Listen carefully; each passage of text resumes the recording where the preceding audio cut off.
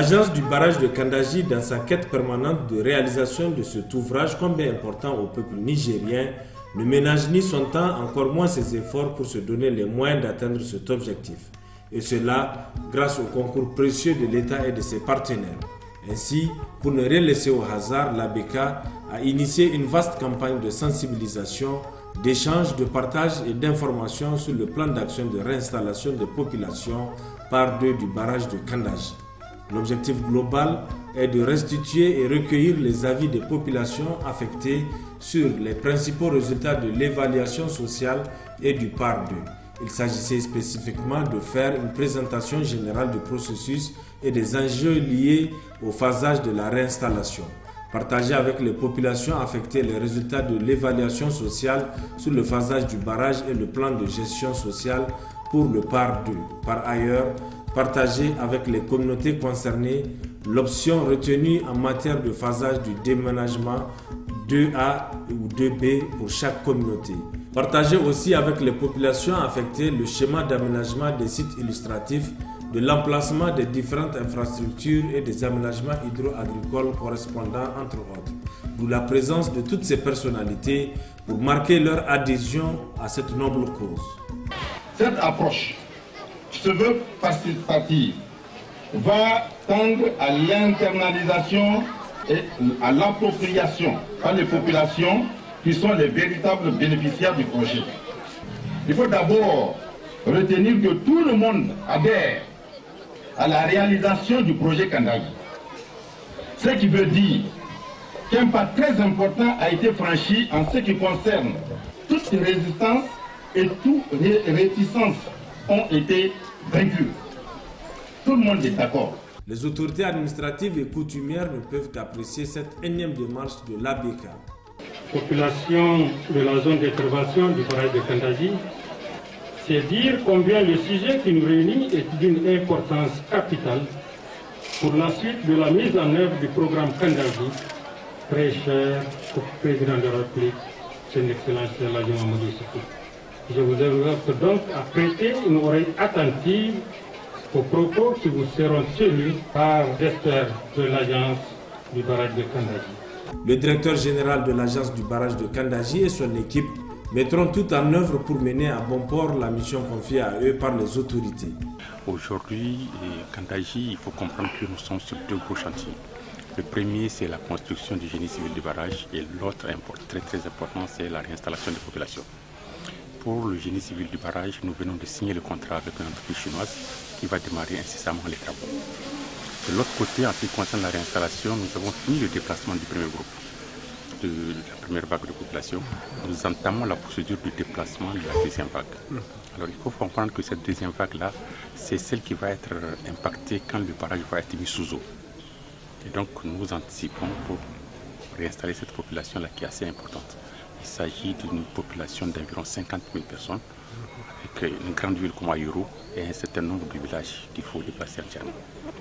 Nous avons aujourd'hui fait le plan d'action de réinstallation de cette population-là.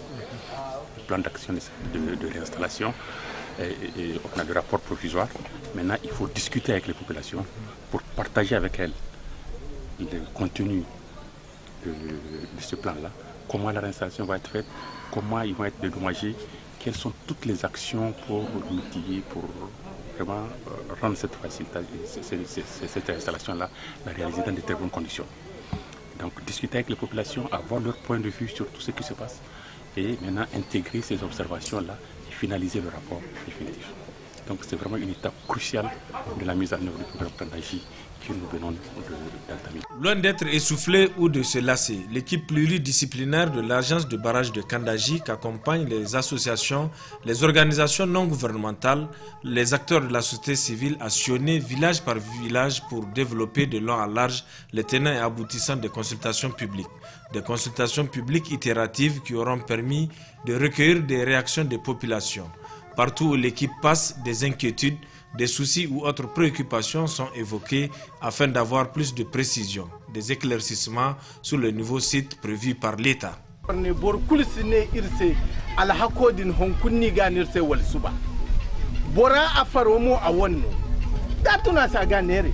bora ken ner din mo gachini donc war kan gbarad war no bore no gal hafu donc war kan bay agte gwamnati ka wondo am bore no gal hako bore bay wallahi dogo gwamnati wodo bona bay salam woy bore woy kayon goni ine ig bore banano ini ku kucin bore se dato ga woy bore yongone kanya sind kurinyo hala in huwa chini se im ko huwa ku ko goro baka sind hankan ganga in hu chini se ine nim ka ko huwora matuno tin gora misalo asbor jere yaw albor yanno to woy bore kan sind kurimo matuno ti misalo I ha yongone bay ma baraj chandaji boraran karan ko rakul margu ir hangana ran sai karne kira hangana ran sai weekend tirsi go charansi weekend tirsi irgo charansi jene rekatma karane goydindo ayur gotir goy ku kan ba ayur agonongo jen goy ku kan nayen sin ba du chauffeur no ba zongo ayur. Aux côtés des techniciens de l'ABK, le bureau d'études Tracbel qui renforce et argumente et confirme les propos de l'équipe. Le message est en train donc de bien passer. Effectivement, au début, les gens ne comprenaient pas les mécanismes de compensation. Mais à travers les messages qu'on véhiculait village par village, les gens commencent donc à appréhender donc, la question. Donc, qu'est-ce qui est essentiel, c'est comment une superficie, une concession donc est compensée, comment une maison, une habitation construite est compensée, donc comment quelqu'un qui n'a pas de maison, quelqu'un qui a des terres agricoles, donc c'est tout ça en fait qui les intéressait. Donc, et nous, à travers donc, les détails qu'on donnait, donc, les gens commencent donc, à apprendre donc, la question. La mobilisation donc, de comment est-ce qu'on a fait donc, des médias donc, certainement donc, va contribuer à sensibiliser donc, la population, donc, à faire passer donc, le message. Donc nous devrons tous travailler ensemble, la population et les gens donc, de Kandaji, pour que, comment est-ce qu'on appelle ça, cette grande entreprise qui engage donc tout le Niger là, donc puisse voir donc se réaliser un jour. Tout comme les villages de la rive gauche concernés par le plan d'action de réinstallation par deux, ceux de la rive droite aussi ont été touchés et ont reçu d'amples explications. Le constat qui se dégage à l'issue de ces consultations est que les gens sont beaucoup préoccupés par rapport à deux choses. La première des choses, c'est les maisons d'habitation. Les gens sont soucieux de la qualité des habitations. Deuxièmement, les gens sont soucieux de la question des parcelles agricoles. Parce qu'on peut dire que ce sont des questions essentielles de leur vie, qui touchent leur vie. Alors si on prend la question de la reconstruction des habitations, puisqu'on a changé de formule par rapport à la première vague. À la première vague, c'est l'argent en espèces qui avait été donné aux populations. Cette fois-ci, le changement, c'est que l'État se propose de reconstruire les habitations au niveau des nouveaux sites. Donc ce n'est pas l'argent qui est donné aux chefs de ménage. De manière générale, je peux dire que c'est vrai qu'il y a quelques points de débat, mais de manière générale, les gens ont adhéré à cette formule. Pour ce qui est des parcelles agricoles, on peut dire que le grand souci, c'est la grande préoccupation, c'est que sur les nouvelles parcelles, les nouveaux périmètres, on va dire, ce ne serait pas pour l'essentiel des périmètres destinés à la riziculture. Donc les gens sont soucieux parce que c'est des populations qui ont pour tradition la riziculture. Bon, là aussi, ça va demander un grand changement de mentalité. Pourquoi? Parce que les gens estiment que quand ce n'est pas le riz, ça dit rien d'autre que le riz. Alors, on se dit qu'en termes de revenus, ils peuvent faire des productions dont la valeur marchande pourrait être supérieure au riz. Donc, on peut produire autre chose et acheter son riz et manger.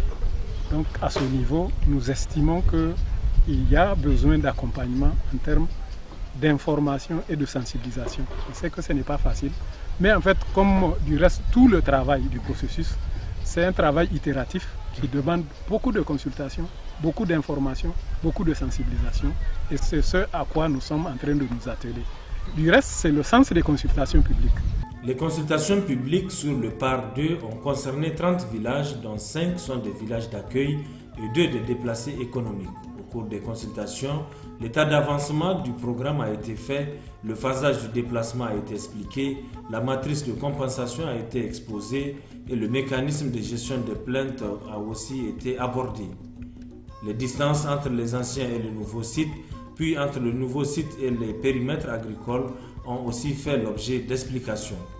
La caractéristique importante à noter est qu'aucun des villages à déplacer ne sort de son canton ou de sa commune d'origine.